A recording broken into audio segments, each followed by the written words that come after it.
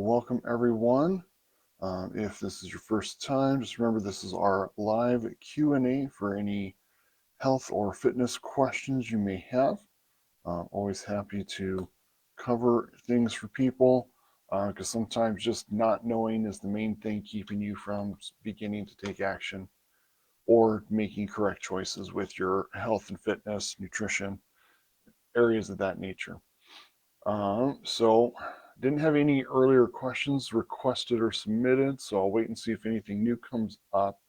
In the meantime, though, I did want to kind of build off of yesterday's post about now that you've got your goals, your resolutions of where you want to be, what you want to accomplish or achieve this year. Um, I want to challenge you to take some time to really identify the why behind that goal. And what I mean by that is the goal is the what typically. So it's, losing 20 pounds, or it's just being more active. Maybe it's making better nutrition choices at home. But the why behind those what's is the thing that's going to keep you more committed to the changes required to achieve that outcome goal.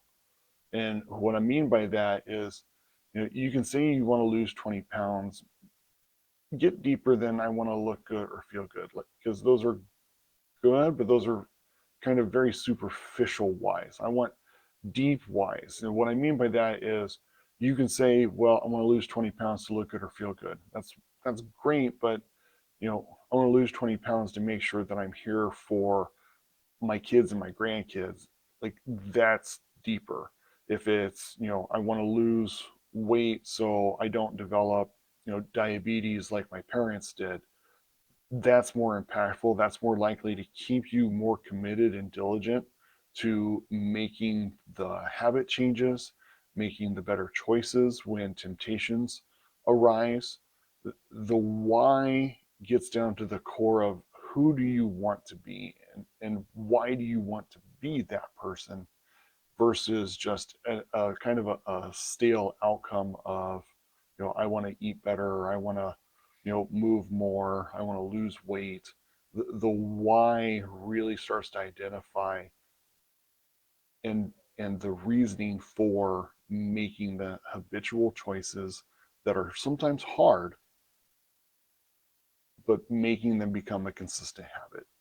Uh, the why is what's going to help get you more in line and more committed to the work that it takes to achieve that outcome and get to a point where that outcome is now maintainable, because it's not just the outcome you're trying to get to, it's the person that is the result of that outcome, the person who makes their health a priority, the person who makes time for their exercise and their workouts a priority on their schedule that's always allotted time every week, the person who makes healthier choices when temptations arise that they didn't plan for, um, the person who prioritizes is getting proper sleep so they're not stressed out and overly lethargic.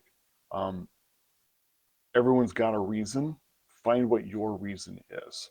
If you can tap into that reason, it makes making these changes in your routines, these harder choices that sometimes require a little more effort at times or a little more sacrifice once in a while, it makes it easier to follow through with when you can really identify that motivating why, that reason that you're putting the work in to accomplish that outcome goal. Just a few thoughts to think about. Hope that helps. If you do have any more thoughts or questions, feel free to throw them in the comments. If you're watching this on the replay, we'll cover your responses next week. In the meantime, have a great week, and remember to stay persistent in your consistent pursuit of health.